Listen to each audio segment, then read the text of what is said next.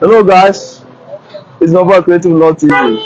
Today I got for the President General overall.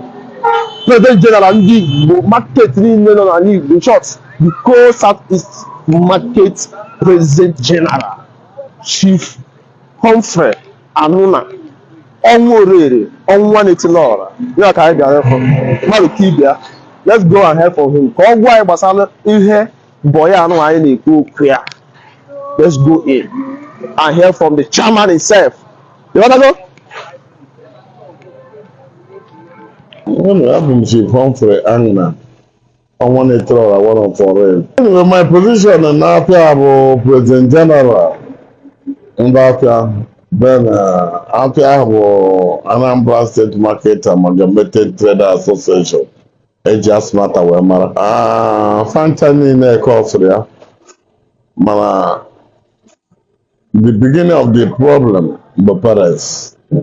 Onwe ozi onye na-anye aka ịsụ ụmụ ya. The second one bụ ndị ahụ so kọrọ ọga ya akpọzi nwa boy. They are more than wicked. Maka na ezie n'ezie ndị ahụ bụ ọga bụ mmadụ zụrụ fa. Amụrụ nke ha zụrụ enwezie mind anaghị azụ mmadụ. Bụrụzie na ọ na-eme ekwu na ome nwatakịrị na-erube isi. Mgbe ị bụ sọchịetị n'obi, ọ bụrụ mgbe ị agbata nwatakịrị ọ gara eme ya affect. Maka na ọ bụghị okwu ọjọọ ekwukwasara n'isi ya. In the life of human being, the only thing no management. Maka na ụmụ boy a na-ekwu na ụfọdụ decide ka a ghara akpọ. Ịma na mgbe ọ bụla nwatakịrị nọkọtara na okorobịa nọkọtara nkịtị, the next thing ya anaghị agụ ọgụ ife ọjọọ. So what I can tell you na ụmụ boy a na ọba ya anaghị ejeje mainly na-esi from parents. Second one ọ bụrụ ndị ahụ ga-akpọ ha ji abịa ha akpọ ya were ofu sentiment blọk ọrụ onwe ya. Ebe na shop ya ụbọchị ọ pụtara afịa gbope ụbọchị ọ pụtara shop adị close. So that's the problem. Ịmakwa na boy ha anyị na-ekwu okwu ya basically as Igbo man ọ ife eji mara anyị. Maka na onye mere ya introduce na Bible bụ Jacob. Jacob gbachara first boy bụ na o nwetara ife ọjọọ wee gbakwa second one. So ọ ya tọọla ntọala na o ji wee dị mkpa na nwoke ọbụla ga-akwụ ekeresu ruo nwoke n'ala Igbo ga-agbalịrị boy. Ọ bụrụ na ọ gbara boy ịma na ọ ga-agụ akwụkwọ wee rụọ ọrụ Igbo. So na boy bụ ife eji mara ndị Igbo. Nta bụ ihe nkọrọ ya 6 years after my secondary school. Biko like in the wickedness of master. Nke bụ eziokwu mma agwa ya. Anyị na-anụ ya from musicians. Na ife anọ the wicked generation. Wicked generation. So wickedness ya nwee ndị na-eme ya particularly bụ ndị ọga.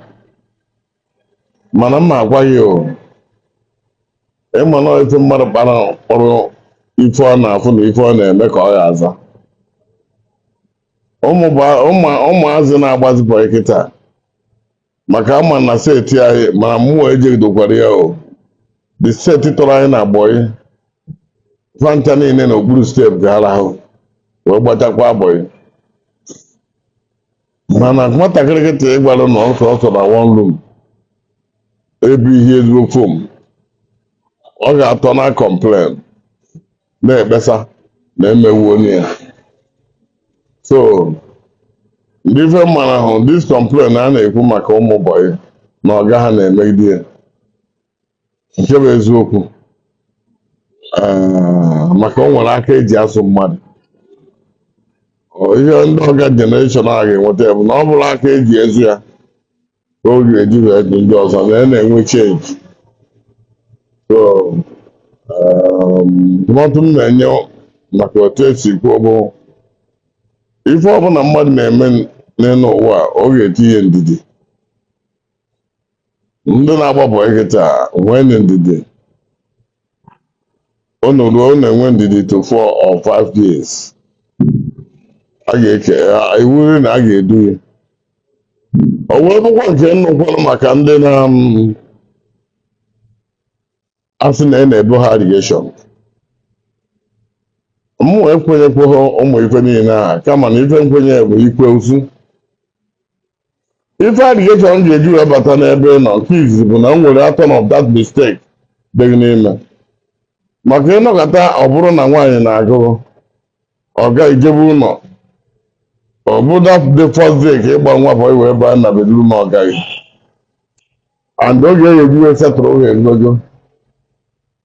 Because ihe m ji na-enye example nke a, enwetie chụọ gị, ọ bụrụ na ọ ga-eji ha abụọ ga na ọ ga-eji setụrụ gị achụọ gị. At times those people, those boys na-enweta ife eji eme ha etu a. Mana ọ bụrụ na ị concentrate na bọyị bịara, kedu ihe ọ gaghị eyi ebido n'aka webe chigo. Because ọ gaghị wuli, ọ bụrụ na ị na-achụta nwaanyị, a ga-asị na enwebe okeke nwebe okapụ na gịnị ka ejidere wee chụọ gị. Ịmabụrụ na settlement ga-erubegoro iji wee bịa mess up n'ọnya nwa ma nwere ihe ọzọ otu o si nweta eze idea nke m. Ịma na ịbịa na nke ihe gbasara certificate, a na-enye certificate na onye gbachaa bọyị, mana etu esi eme ya n'ala Igbo bụ ịgbachaa bọyị eduo obi, ọ gaghị apụta kwuo ife ọ ga-enye gị na bọyị gbarịa, ọkwa ya pụta certificate. So n'ife gbasara bọyị, like I told you, omenala Igbo, bịa na ya esi enwere ike egbu ya. O nwere time edowere ya minimum of 4 years, nwee mgbe edowere ya 5 years.